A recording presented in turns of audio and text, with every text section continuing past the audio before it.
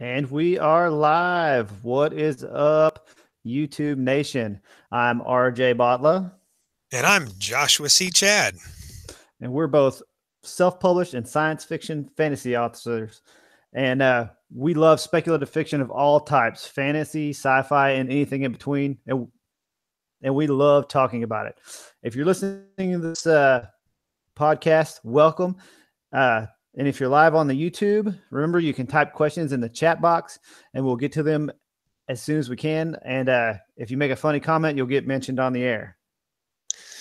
Okay, so today we got the main topic of world building. So we're going to dig into that a little bit, what world building is, what it looks like for us. And remember, during that section, it's more of a Q&A than just a main topic. So we're going to be wanting questions from our viewers on YouTube on that pertain to world building, whatever it may be. So that's going to be our main topic. And if we're ready, I'll get into our first section. Let's do it. Perfect. So this first section we have is sci-fi and fantasy news, anything in the sci-fi fantasy world that we want you guys to be aware of. Some of it's pretty basic stuff that you probably are aware of. Other stuff, we're going to find some hidden gems and kind of show them to you. So first up, so it's a little bit of personal news for me. About a year ago, I first published my first novel, Outbreak, and today it is now on audiobook on Amazon or a whole bunch of other retailers. So Outbreak is on audiobook, and that is exciting. I mean, it is. I've almost binge listened to it all day. I've got another hour left, but it is awesome listening to somebody bring your own work to life. So that's one piece of news. The other piece of news, and I'm going to screen share this if it's possible, is I found this cool article where this guy out of, and I forgot where it was, but I think it's out of Arizona, is making Cthulhu themed mugs, which if you don't know, Cthulhu is the old one that is created by H.P. Lovecraft. And this one is a shout out to my good buddy, Andy. He loves Cthulhu. And I saw this article and figured, hey, anybody who kind of likes that horror science fiction kind of feel, here's some awesome mugs for you guys. So is Cthulhu the style of mug, or is it the so it's what's on the mug. So Cthulhu is like, he's like the Watcher in the Water from Lord of the Rings. It's like a character but he's got a lot more mainstream. Metallica has songs about Cthulhu, all kinds of stuff. And then my last one is really quick. Pacific Rim came out last week, which is an awesome Pacific Rim. Heck, I don't even know what it's called, but it's the second Pacific Rim. My sources say, which is my brother and best friend, that it is a lot better than the first. And it actually knocked Black Panther off from the top gross spot in the US for movie money, whatever the box office. So apparently other people are agreeing. Anyway, that's all my news I got for today. Awesome, dude. I saw the first one, but I didn't pay that much of attention to it as far as the details, but it was an interesting concept. And I've actually read a couple of books where they had the same, I forgot what they called the monsters in the movie, like kaiju or something, right? Yes. Yeah. There's been, I've read a couple of books where those are the monsters there. It's an interesting concept. It's the first movie was a good concept. It was just horrible in execution, but it sounds like they fixed all that and made the second one even better. So should be pretty cool. Awesome. So my news that I've seen is, again, tech related. So there's a guy, and I believe he's out in California, but he's making tattoos and they look like sound waves. So the one I saw was on a lady's arm. It looks like a sound wave. Any sound wave you'd see on just any kind of audio feed that you've ever seen. But they have an app with it that the app recognizes the shape of that sound wave. You hold your phone in the app with the pic camera, and it'll play the sound. And the lady that got the tattoo, it was her mom who had recently passed away. It was a voicemail she had left. So she was able to hear her mom's voice through that app and honor off of her own skin. It really amazed me. Now, I thought it was actually reading the sound wave as it played, which is even cooler, but it's still an amazing piece of tech that eventually I feel like that's going to be something that happens. Is it's people's tattoos or something on your skin or on your body is going to be something similar to that happening. But I thought that was just really cool. And I know I posted it on Facebook and got some a lot of comments, and I know Josh was like, "Oh my god." Yes, I need one. It's going to be the start to either a 5-Finger Death Punch or Demon Hunter song right on my arm. It's going to be awesome. Oh man, I'd have to probably go with George Strait or something, but that's Not bad. I mean, at least that's a good country artist, true country, not like some of this stuff these days. right. So that was our sci-fi and fantasy news for the week. If you guys got any questions or something, just throw them in the chat. I know Angel Ramon's already commented. Anybody else, just throw a comment in there. We'll get to you and maybe give you a shout out. So we're going to go on. There's Heather Cassidy. Heyo. Oh, real quick. And just for everybody listening, we'll have links to those news articles in the description, along with links to other stuff we talk about in the show. So just a heads up. Come back to that after we're live. Exactly. So this is probably one of my favorite parts of the podcast. This is the weapon of the week. So each of us pick a weapon, and we it can be anything from a stick and a rock caveman to a space gun that's not even invented yet. So whoops, I closed my window. I'm gonna share my screen and see if you can see it. Share. Oh yeah. And there's the Duke, who's one of my heroes, and his Colt 45 single action revolver. And that's the cowboy gun. If anybody's ever seen any kind of Western, they used that as a prop, even sometimes when it wasn't time/era available. Like it was, the weapon came out in 1873, but some of the movies would be set prior to that time, and they would still use a Colt. That's how iconic the thing was. Another thing you might remember is General Patton carried 2 ivory-handled pistols, Colt 45s, Colt Armies, and he used it during the Mexican punitive expedition of 1916, and he actually killed 2 of Pancho Villa's lieutenants. I did not know that. Wow! I found out doing this with those guns, and then he carried it all throughout World War II and until his death in 1945. So I grew up watching Westerns. It's a big thing with my granddad loves Westerns. So it was kind of bonding for us and our family. And the thing I always remember is fanning, the cowboys fanning the hammer and holding the trigger down to get the rapid fire action, which I've never tried it on a real live revolver. Oh, it's fun. It's fun. Let me tell you, I got a single action 22. It's freaking sweet. Oh man. And they call it the gun that won the West. And if you've heard the Steve Earle song "Devil's Right Hand," there's a line in it, and he said they called it Peacemaker, but I never knew why. It's a great song, and I apologize if I just killed everybody with my singing. It wasn't too bad. I enjoyed it at least. Well, hey, that's a point. I like that. I'll take it. And it's a single action, which means you have to actually cock the hammer and pull the trigger before it'll go. If the gun's just sitting there and you pull the trigger, nothing's going to happen. You have to physically cock the hammer back before you fire it, as opposed to a double action, which most people are probably used to nowadays. It both cocks and fires the weapon in a double action pistol. Like any of the automatic pistols you see nowadays are that way. Let's see, anything else that I saw was interesting. I think that's it. But I mean, it's the iconic Western gun. It goes right along with the American Western heritage, I guess you will. And I guess my last point, it was the first cartridge to fire the actual 45 long Colt, which is the cartridge made for the weapon, and it's just the very first one to do that. So then now you can get those in a rifle, all kinds of different things. So that's my weapon. What's yours, Josh? I like mine, but I feel like yours is going to be pretty cool.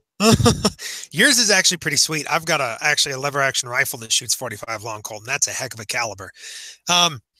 So my weapon, and I've got show and tell. Not always is this going to happen. And this is not a true, but it is a good representation. My weapon is the katana, which most people call a Japanese style sword or a Japanese sword. It is specifically called a katana, and that is the style of Japanese sword that it is. And I'll get into that in a second once I'm done playing with my toy. But this is actually, as you will notice, it is a straight edge katana, which most typical katanas, at least the ones when the samurai came around, were slightly curved. Actually, I'll just keep this out because I like touching it. Anyway, that was okay. So swords, when they were first introduced into Japanese culture, were considered mythical. So they almost had their own personalities or properties. And that's where I feel like, this is a random assumption that I'm making, and I'm just making it now, is that's why you get a lot of swords that they can speak to their wielders in fantasy and stuff like that. But in Japanese culture, it was considered that the sword almost had a soul, if you will. And then it was imbued with magical properties. And so you go along, I was reading the timeline. There's a whole bunch of timeline here. When Japanese first had their swords, it was a really big, or is this basically a knockoff of China's and Korea's swords? And then finally, when they did the katana, they kind of took these other designs and made it their own. And that's where it's iconic now, as a katana is a Japanese sword, is a samurai sword. And it was, and it talks about, you can't talk about a katana without talking about the samurai, and can't talk about that without the, and I'm going to butcher the word, but it's the Bushido, I think. And that's the code of the samurai.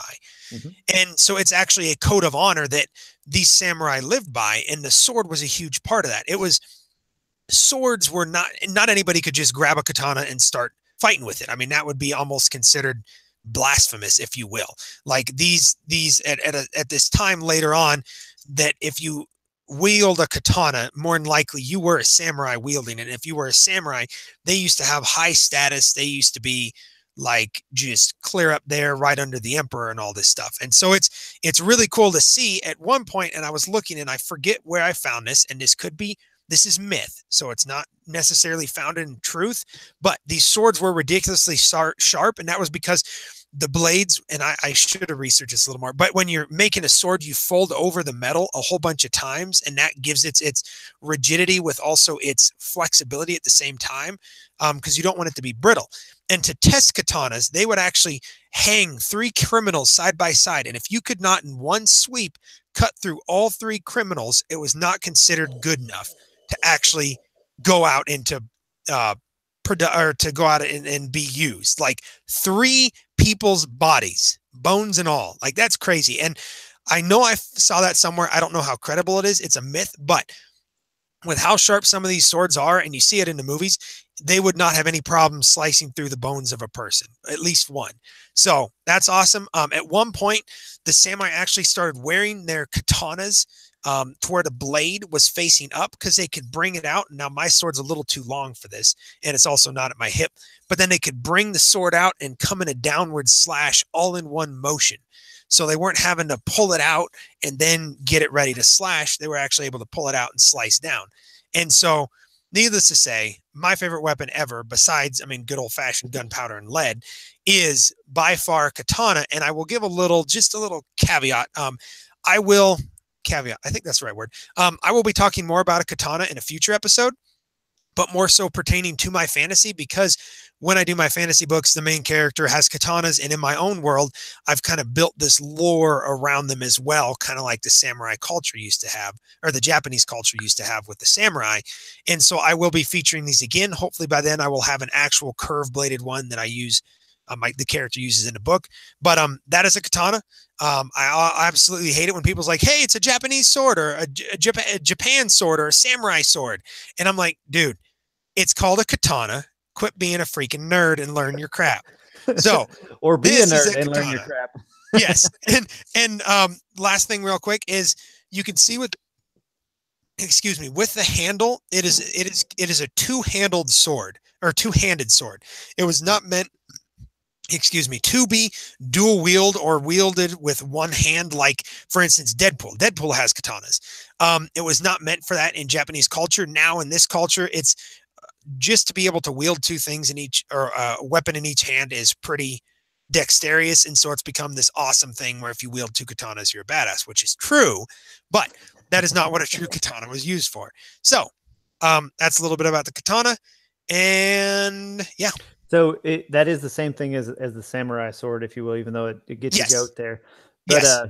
Why are so this may sound stupid, but when I was a kid, watching Teenage Mutant Ninja Turtles, Leonardo's swords are straight, and you said something about curve. So what makes some curve and some straight?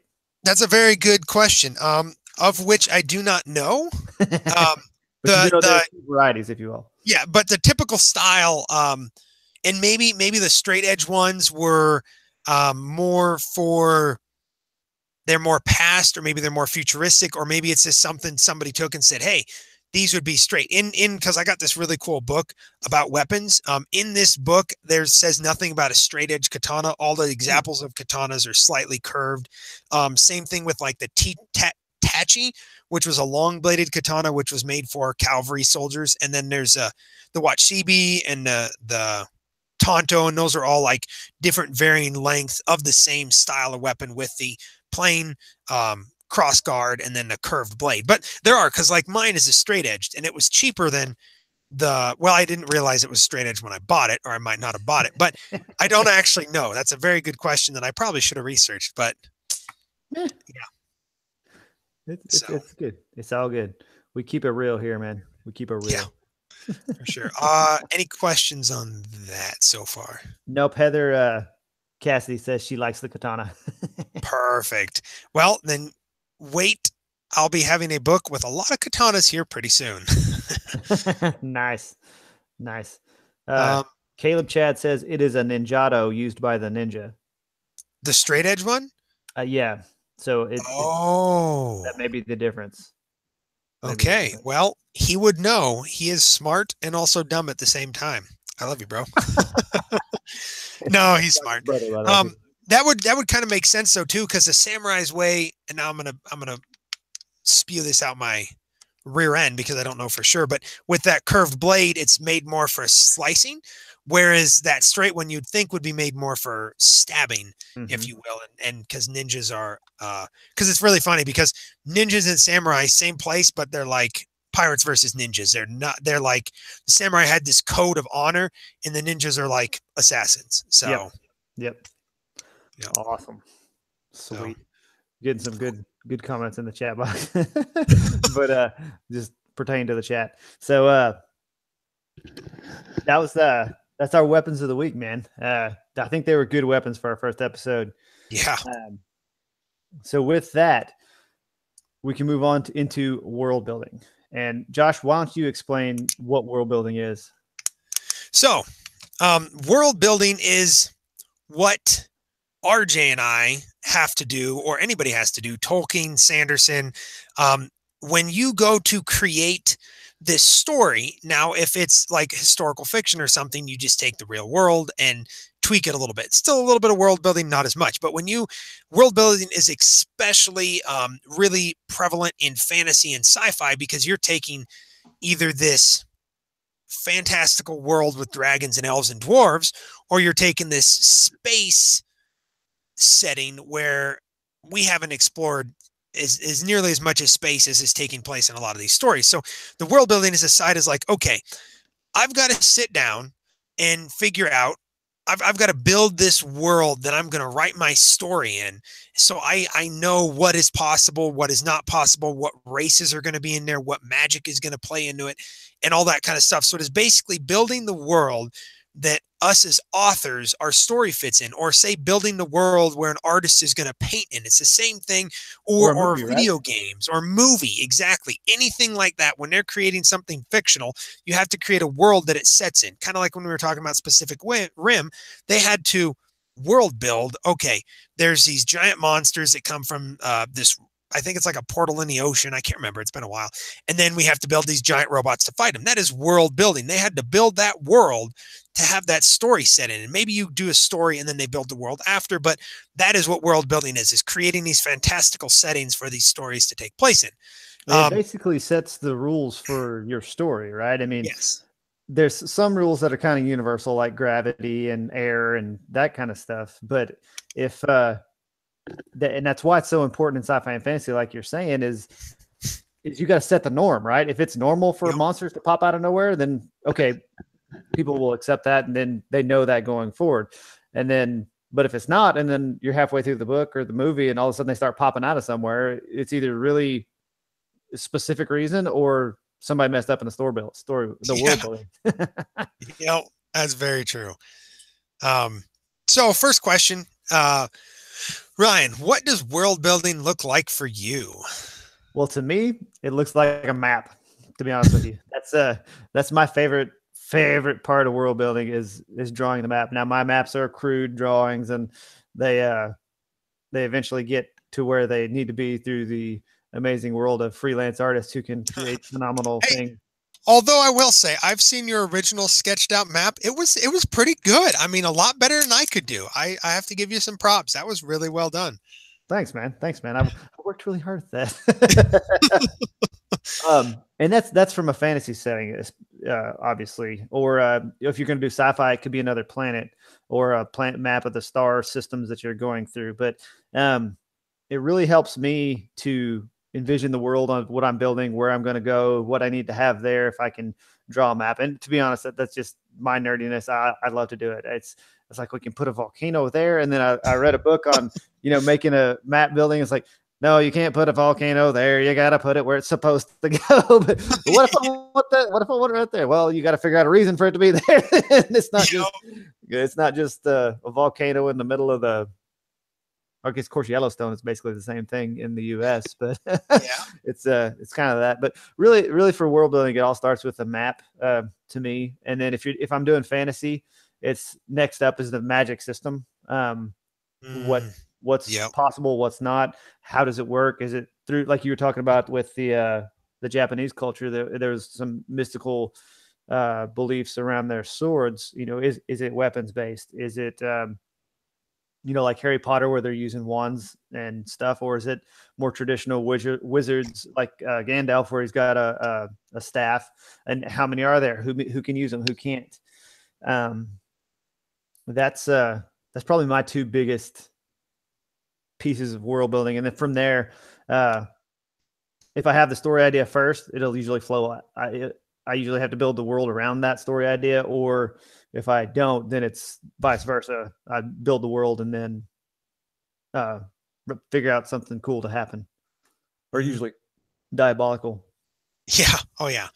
So what is world building to you? Because your books are set kind of modern day, right? Well, I say right like I haven't read them.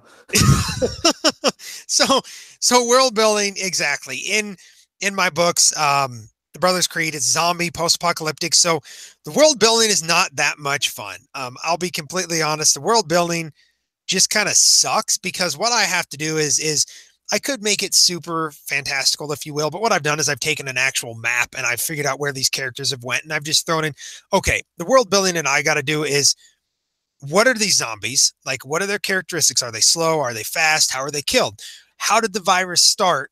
And how are they going to evolve? And so it's really kind of, it's not as much fun. Now, for my fantasy ones, the world building in that was awesome. And it's actually, I kind of do the same with a map, but I did it different. I did where I started off with a story and then built the world around it because how my world was created, which I'll just get on this a little bit because I can talk all night about my fantasy world, and we don't want that. We've got other stuff to do. But anyway, was where me and one of my good friends and my brother, we used to go out and play these imaginary games, if you will. And so we actually have been in this world that I've created and we've played through it. We've been characters in that world. So when you're doing that, it's kind of a melting pot of everything that's badass at the time. There's a lot of Aragon, Lord of the Rings, World of Warcraft, Harry Potter. There's a lot of that kind of stuff. And so now what I'm having to do when I'm having to get ready to put that world on a page is kind of trim it up and drop off some stuff. Doesn't need to be in there. But for me, it's the story almost comes first, and then I kind of build the world around it. Now I'm actually really digging in the world building, and a map's huge for me. It's kind of same thing with you, RJ. It was like, okay, what goes where, and then what story does that place tell? Why is there this perfect gap in the mountain that connects these two places that are now these two kingdoms, and stuff like that. So for the science fiction ones, at least for my zombie ones, the world building is not that cool. Now my future science fiction ones are going to be a little more. They're going to be different. They're going to be a lot more post-apocalyptic wasteland kind of Fallout feel, actually really Fallout feel. And those ones require a lot more world building. Yes. Yeah, exactly. And so that's going to be funner. But for now, the Brothers Creed is just kind of, the world building is more of a hassle than it is fun, if you will. Gotcha. It's not fun. Just like, oh, I have to stay realistic with this. So is this real? So what happens when you leave Earth? So mindset in the future. So it's still got the same rules ish. So you leave Earth, where does that change? I mean, it changes the gravity, obviously. Then you're working through space and more tech based, right? So what would change for you if you were going to just straight up, okay, write a sci-fi novel, go? That's a very good question. And I put you on the spot. Yeah, I like this. I like this. This is going to get really good or really bad. One of the two. I say good. So if we leave Earth, I feel like for me, I like to keep things somewhat normal. So that'd be gravity would be the same kind of days. Although I could see, and I do plan on doing a really futuristic space one. I could see a whole bunch of different planets where one is like a wasteland type of thing. One's a tropical jungle, but if you were to leave Earth, you have to establish that stuff pretty quick because I've played Mass Effect, which are really awesome science fiction space games, and you go to different worlds in those games, and you have these different races that come out of them, and they're different. There's people that on a common like place where all these races meet, where certain species have to wear like a suit and a respirator because oxygen that we're used to breathing is actually poisonous to them. Or you get these other creatures that are longer or shorter because they grow taller because the gravity is less on their planet. So they just naturally, they grow taller, or the gravity is so much more the way they're compact like a dwarf. That would make sense. How a dwarf would make sense scientifically is if a dwarf is somewhere where the gravity is more, it's going to kind of compact them down just because they always have that so much gravity theoretically. So I don't know. I don't know if that even answers the question, but it was a good answer. I don't even know if it answered the question. But, we'll go with it. It's interesting. And the biggest thing I got out of that was, you got to keep it similar enough to Earth or to something people know where they can relate. If all of a sudden everything's different, you're going to spend so much time world building in that sense that you've got to establish, okay, now they can breathe underwater and they drink metal and they eat wood and they, everything else, whoever it is, you've got to keep it similar enough that people can relate to it. But if you can change subtle things, like you're saying, like that, like gravity, or like Superman's really his strength and all his powers come from the yellow sun because he's an alien, even though he looks like a human. Yeah. And that's some of the physiological stuff. So, I'm one of my favorite sci-fi movies is Men in Black, where you get all these different people's traveling to Earth and living on Earth with either it's usually tech or they disguise themselves as humans, and yet they're living among us and people don't even realize it. And it's just it's an interesting take on what it would be like. And it's got one of my favorite all-time lines is when Will Smith says, "Why not tell everybody? People are smart." And Tommy Lee Jones says, "No, a person is smart. People are dumb, crazy creatures, and you know it." Because people would panic. I mean, just think now, if all of a sudden aliens showed up, it'd be just like in the movies. People would panic, or like in Independence Day, they would some would be on the rooftop saying, beam me up, Scotty," and the others would be grabbing guns. I'd be grabbing guns. Not gonna lie, I'd be grabbing guns. That's step one. After that, you can do things. Yeah, exactly. Awesome. So, what types of tech do you put? So, how do you combine? So, there's like a subgenre, if you will, that's science fantasy, where there's elements of both science fiction and fantasy. So, which is a melding pot of the two. Wow. But traditionally, the tech in fantasy novels is magic, right? And it's either just innate or through an object or any kind of magic system you've got. But then when you go off world or go super future, then it's all technology. And I can't remember what the quote is or who said it, but they're like, any sufficiently advanced technology looks like magic, right? Yeah, that is true. And so, I think I forgot where I was going with this, but I guess just rambling. Tangent. Yeah. Oh yeah. There we go. I love those. First tangent of the show.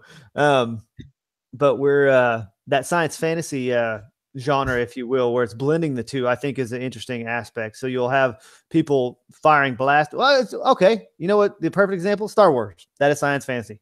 It's got Yes, the that is true. the magic the Jedi use, and that's the example. And then all the tech that's involved in all the space stuff. Um, I never that's realized that.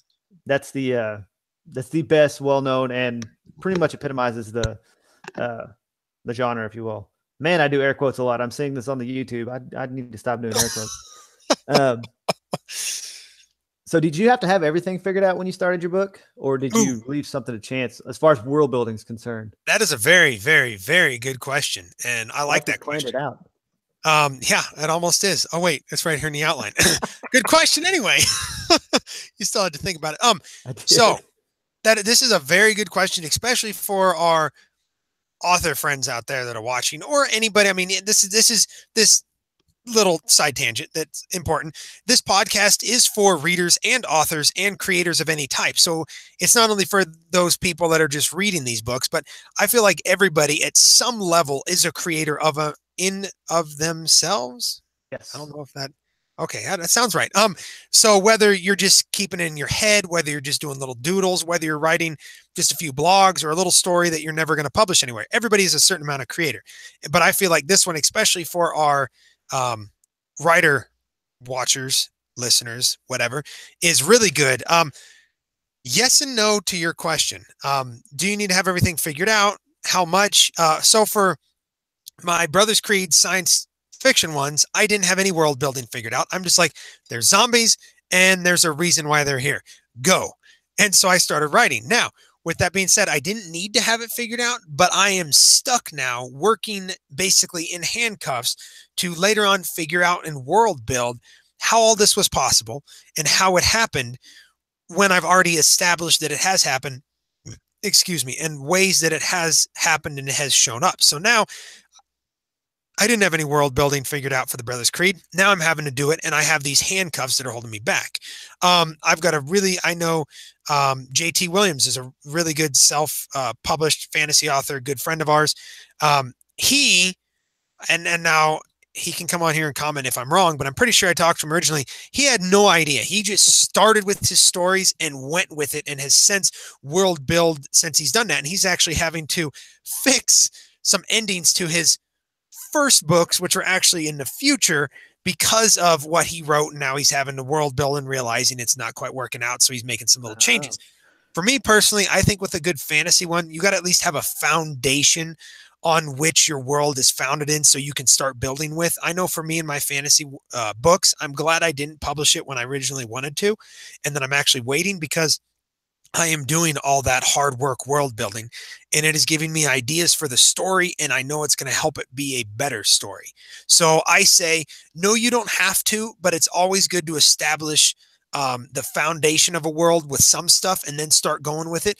But the world building is also like an outline. It's a pirate code, like RJ said, I think it was last week. Yeah, it's pretty much one of my favorite go-tos. Yeah. So, and it makes sense. So your world building is the same way. You set up all these rules, but just like Brandon Sanderson proved in any one of his freaking series, especially Mistborn, you establish these rules, but then the whole point of a book is almost to break those rules and explain how they were broken and why they were broken. And so in the world building should be something that you do, but you don't always have to stick to it. You just have to have a reason why you're not sticking to it. Otherwise, people are going to be like, okay, look, you established these rules and now you're breaking them.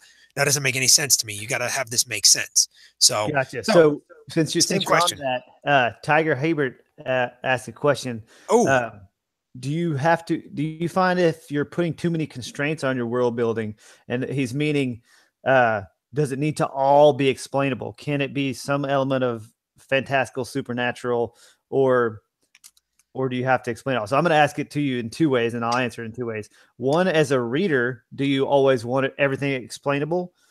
And then two, as an author, how do you feel? Okay. Those are good questions. I think they're easy questions for me. I don't want it explainable. I want it to be unrealistic. I want there to be something in it. I'm a fantasy reader first and foremost, science fiction a little bit, but fantasy reader first and foremost. And with that, with magic and stuff like that, I want it to be I want it to be unexplainable. But then as the series goes on, I want them to explain it in a way that at least makes sense, some kind of sense. And as an author, same thing. I think you have to have enough explainable to have things be normal, but then you have to have enough fantastical to draw people in, to where your story should draw people in. But if your world also draws people in, that's an added bonus, to where it's like, well, how is he doing this? Or why is he doing this? Or why is this constrained here? And then the good thing is to eventually explain it and have a reason, even if you didn't have a reason when you first did it.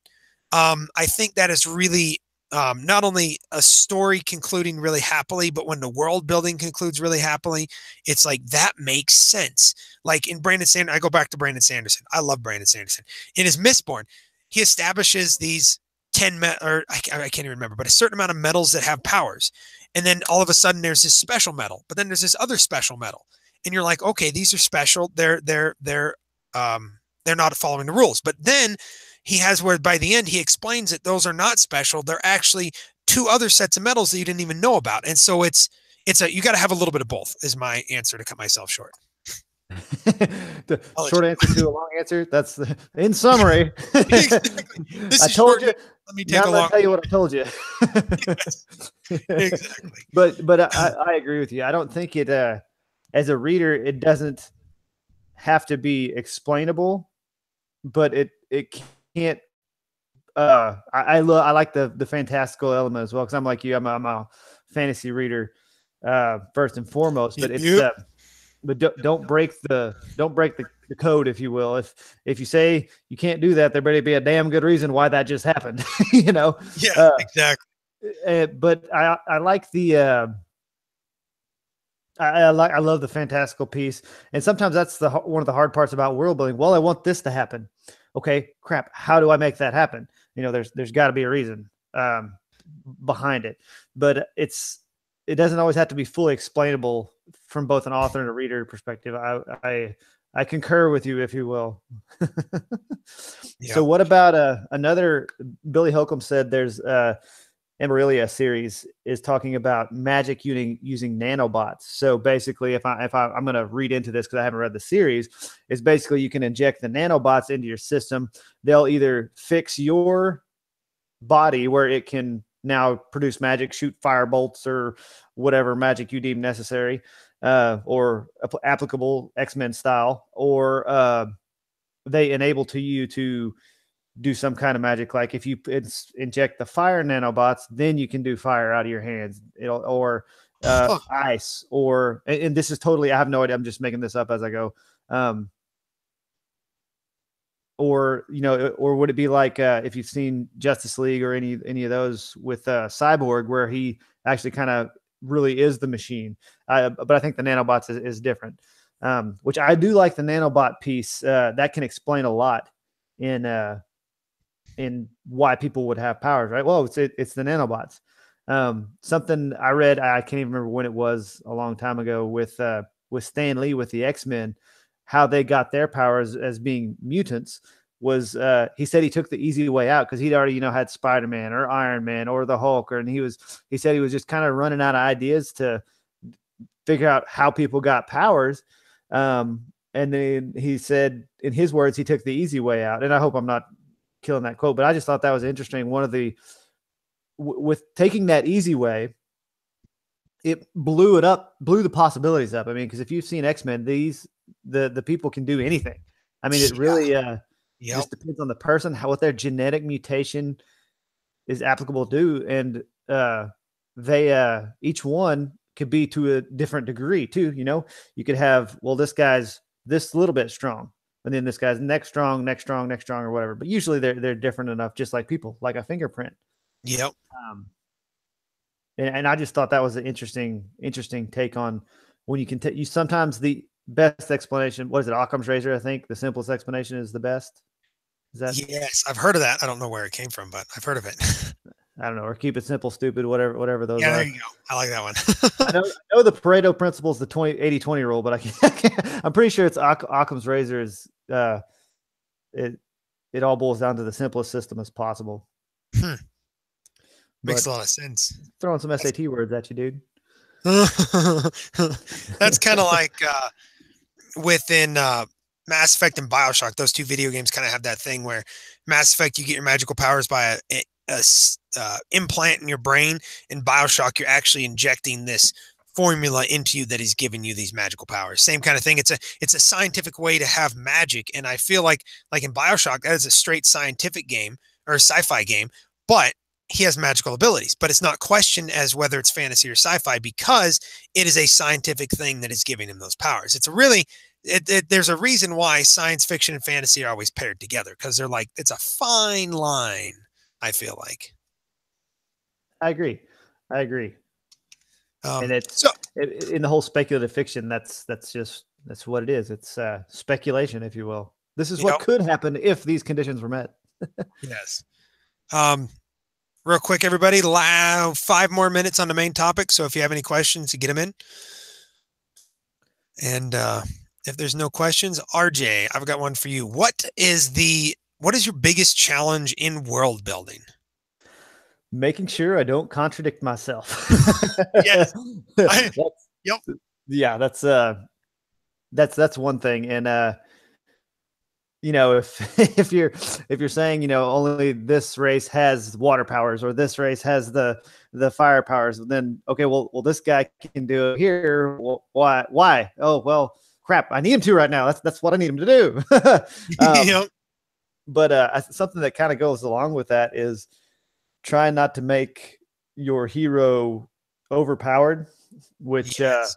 or at least provide some kind of detrimental weakness to the super duper power, if you will, where, if you use it, you're going to run out of energy and die real quick. Or something similar to that. That's part of world building to me, is what constraints, the constraints are almost more important than the possibilities. Yes, really. I agree. Yeah. So it's setting those constraints to be bendable and believable at the same time, if that makes any sense.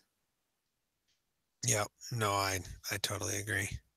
So what is your biggest challenge?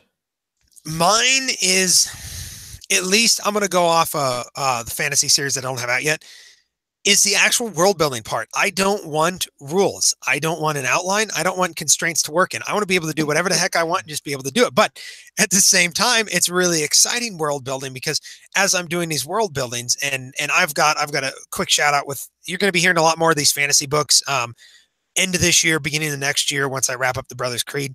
I've got a really good friend of mine that helped me create those worlds, or that world, which is Jake Murphy. He's been huge. He's one of the ones that played with me through when we were doing this back in middle school, high school. I'm not ashamed of it.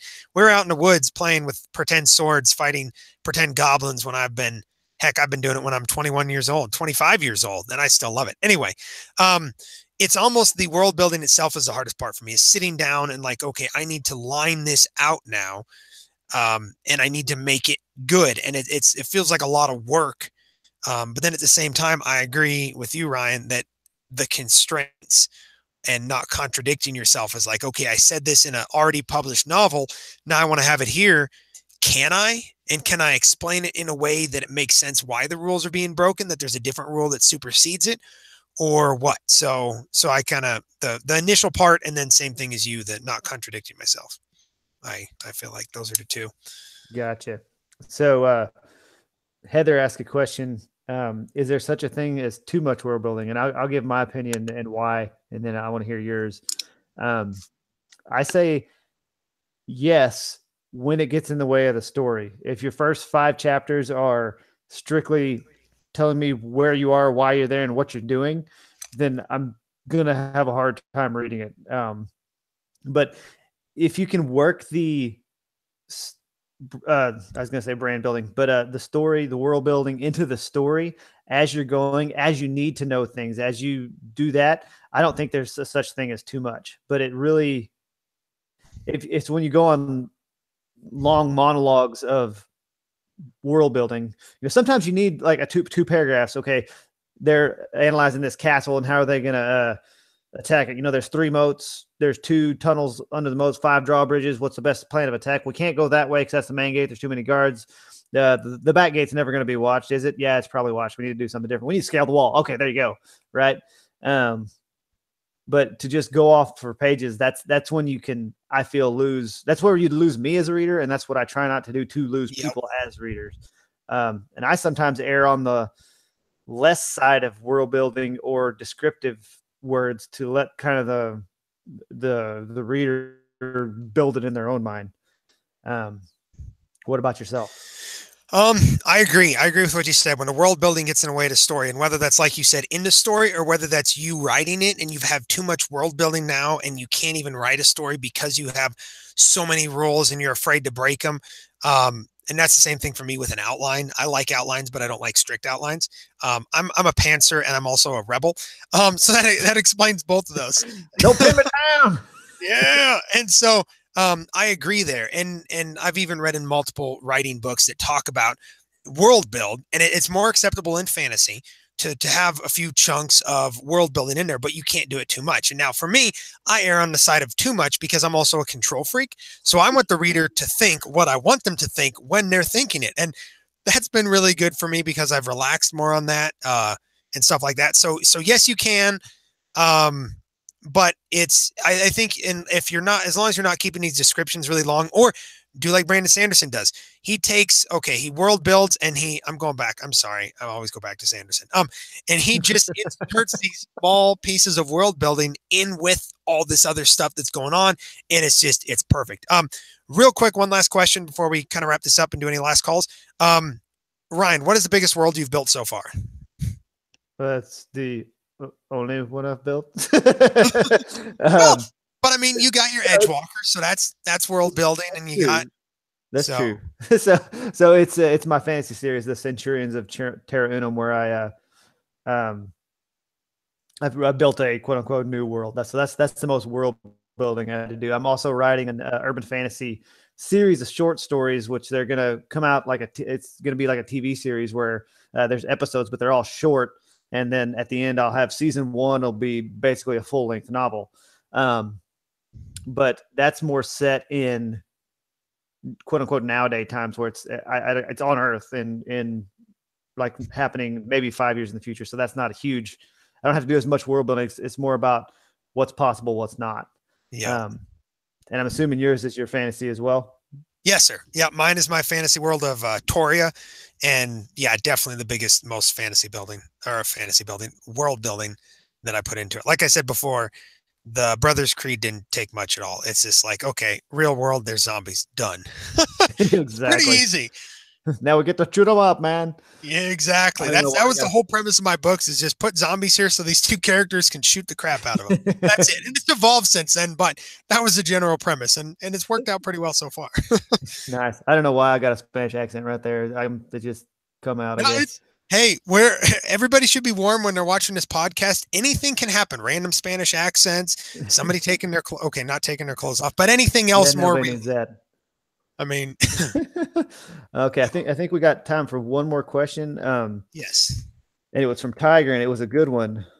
How do you guys feel about the common conventions, especially in fantasy, like the elf, dwarf, wizard, a magic weapon, etc.?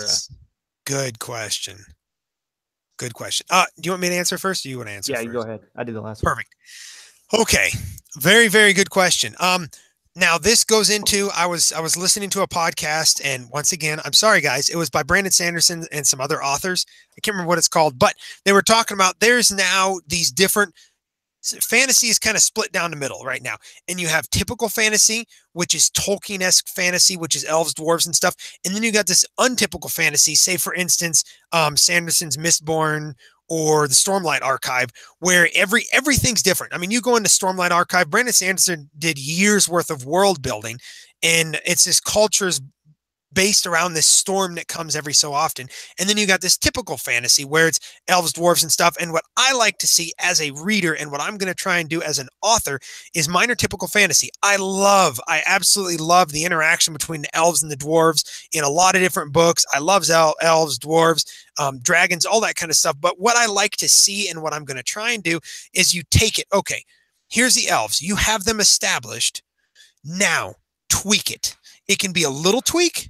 Yes. Or it can be a big tweak, but it needs to be a tweak. If your elves are exactly like everybody else's elves, I'm going to quickly get bored. But if you even have just a small tweak, like I'm working on, there's going to be 2 classes of elves in my world. The ones are almost going to be like, I forget, Vulcans, like Spock, like they are emotionless. They're supposed to be emotionless in public. And you have these other elves that split off centuries ago that are hippie elves. And so I've taken these elves and they're both going to be elves, and they're going to be similar to elves, but you're going to have these high class Vulcan-esque elves, and then you're going to have these freaking hippie elves that are just like they're I don't even know yet because I haven't fully developed it. But so I've taken something that's normal and I put a little tweak on it. That's what I like to see, and that's what I'm going to try and do. So I like it. I concur with you. I love the it's kind of like the gravity, right? It's the familiarness of yes, of the, I guess I don't want to call it a species, but I guess race, if you will. You know what a dwarf should do, but you tweak it, right? And make it a little bit different, or make it to where it's yours. Own it, right? Like you're saying. I like that. Heather Cassidy said, "I want to see hippie Spock." That's friggin' awesome. Good idea for a character, actually. I'm comment of the episode right there. But in my Centurions of Terra Unum series, like each of the races has their own powers, and like the dwarves are earth. Okay, that makes sense. The elves are healing.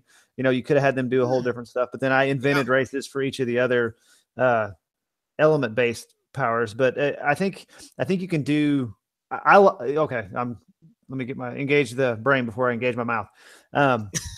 It's really to me, if you can use the same tropes, if you will, but just make it new, do something new. Yes. And that's, like you're saying, that's the biggest thing. So basically whatever you just said, I just repeated it in my own voice.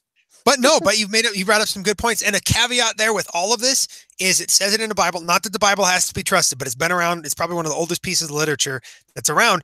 It says there's nothing new under the sun. Whenever you try and create your stories, don't try and create something new. You will not be able to create something new. There is something out there that is at least similar to it. So just make it your own. Nobody has said that story that you're going to say in your voice. So that is a big caveat with world building and whatnot. Don't be afraid to keep it similar, but do it in your own way. And it will be, people will either like it or they won't like it. And you can't help that. You just do what you're going to do. So awesome. So I think that wraps up the main topic. I concur. Perfect. I'll head into the next section, which is what we're reading or listening to right now. We'll go through this section a little fast tonight, although we're still sitting pretty good on time. First and foremost, I am reading I Am Wrath by one of our guildies, our very own Guildie, who's a member in our guild, has written. D.L. Brownson, I am 25% into it, just got done with the first act. He didn't do chapters.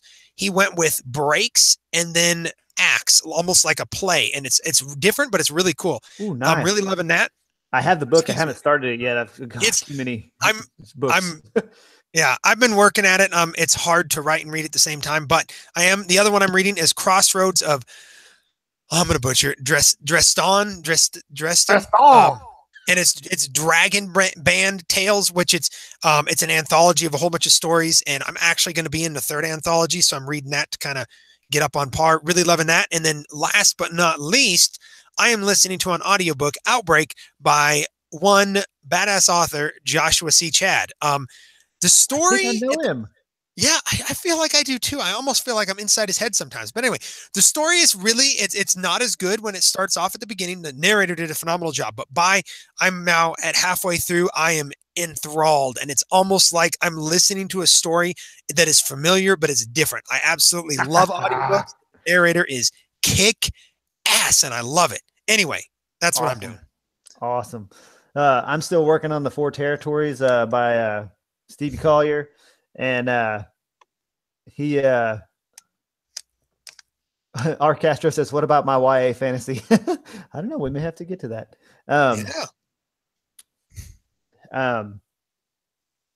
Sorry, I got distracted by the chat again. I did pretty good. That's the first time that's happened. That's the first time whole episode. You did really good, man. But it's a good book. It's dark and interesting, but it's keeping going. I like dark. It's got an interesting. It's lit RPG, but it's like there's no hit points or any of that. So it's an interesting take on it. Subtle. Yes. Then I'm doing a beta read for one of my author buddies, Jason J. Nugent. His third book in the series, The War for Truth. Oh, so it is the third book in his science fiction book. And I think that closes it out. I'm not quite for certain. Ooh. Billy Holcomb says I'm chasing butterflies. Yes. Squirrel. Oh, yes. Sorry. And then I'm also reading a short story called The Test by Whit Mcclendon, who's one of my author buddies and actually who helped me get started writing it. R. Castro says, are we allowed to call it lit RPG still? I don't think so. I think it's supposed to be game lit, right? Yes. Well, I think we can call it with being okay. I just don't think we can use it as in like labeling stories and stuff. Because just like anything that's copyright we can talk about, we just can't be like, yeah, you're right. Because what a douche monkey. Sorry, pardon my phrase. And if you know what I'm talking about, then you probably agree. If you don't, it doesn't really matter. But yeah, lit RPG, game lit, whatever, same thing. Gotcha.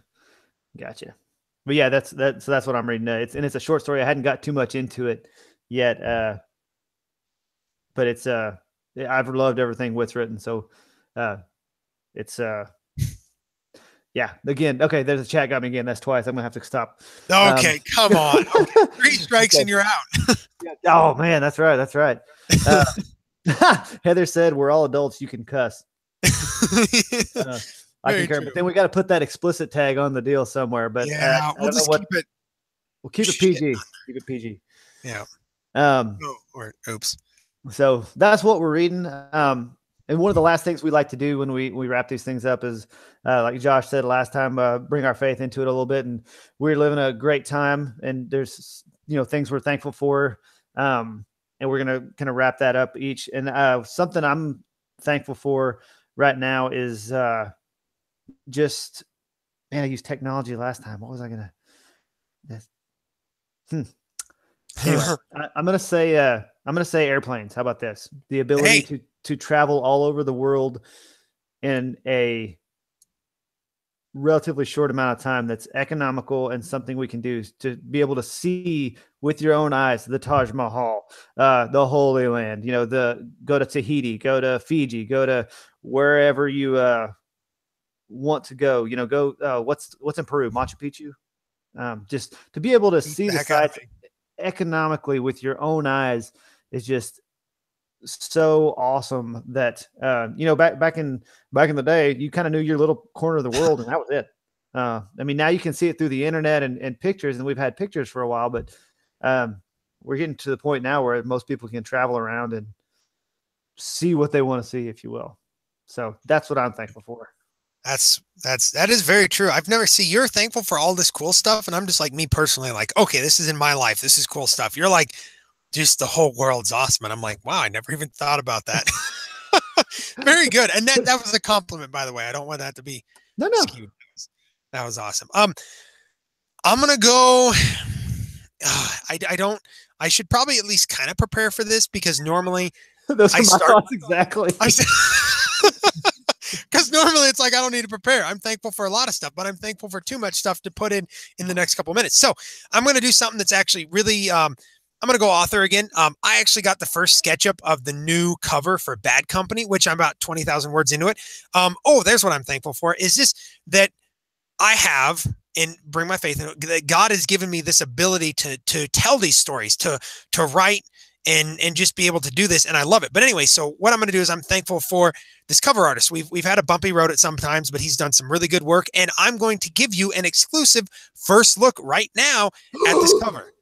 I just randomly thought about that. So we're going to do a screen share. And like I said, this is a very initial first SketchUp, but it's going to give you enough to be wondering who's what and what's going on.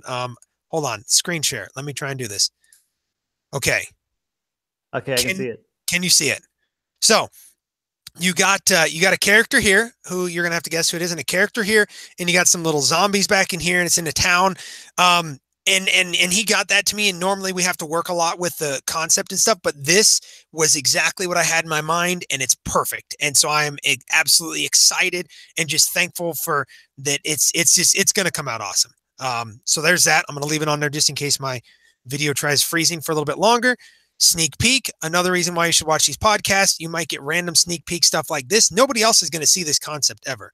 And sorry for you guys and gals listening on a podcast. You'll have to go watch it on Oh YouTube. no, podcast. Okay, if you're listening to the podcast, too effing bad. Watch the show. Anyway, sorry, I didn't mean to cuss at you. Thank you for watching the podcast. But you should really come over to the live videos.